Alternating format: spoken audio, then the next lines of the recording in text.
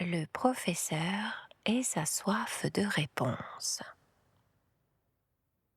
Un professeur de philosophie se rendit chez Nan Yin, un maître zen, pour l'interroger sur Dieu, le nirvana, la méditation et beaucoup d'autres choses.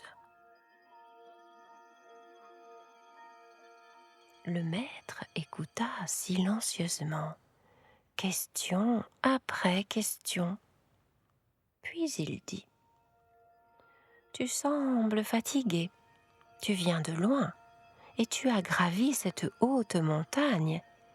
Laisse-moi d'abord te servir du thé. » Le maître zen prépara le thé. Le professeur attendait, bouillonnant de questions, tandis que le maître préparait le thé. Que le samovar chantait et que l'arôme du thé se répandait.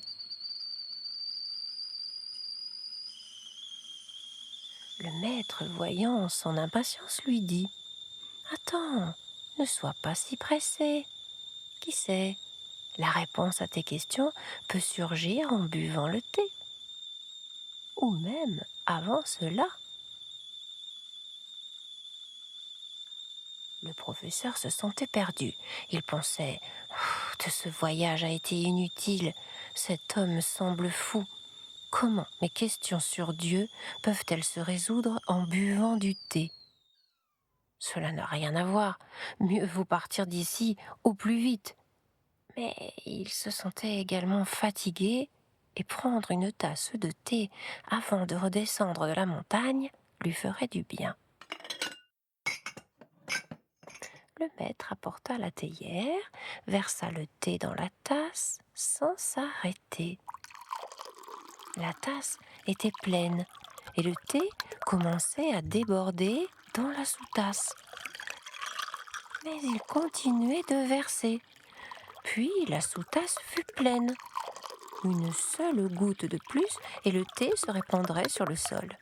Alors le professeur s'exclama : « Arrêtez, que faites-vous ? Vous êtes fou ! Ne voyez-vous pas que la tasse et la sous-tasse sont pleines ? » C'est exactement la situation dans laquelle tu te trouves. Ton esprit est si plein de questions que même si j'y réponds, tu n'auras aucune place pour recevoir mes paroles. Mais tu sembles intelligent. Tu vois bien que ni la tasse ni la sous-tasse ne peuvent contenir une seule goutte de plus sans que tout déborde. Et crois-moi, depuis que tu es entré dans cette maison, tes questions débordent de partout.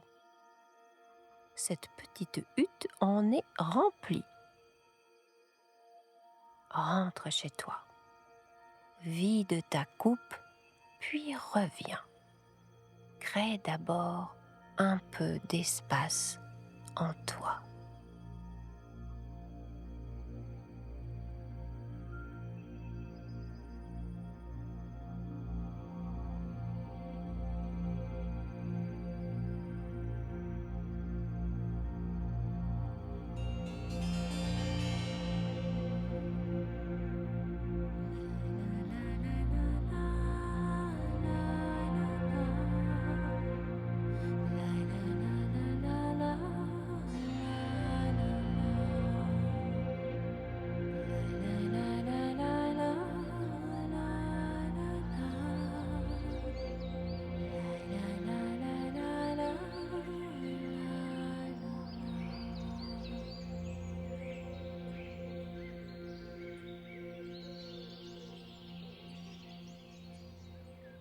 Que nous enseigne cette petite parabole ?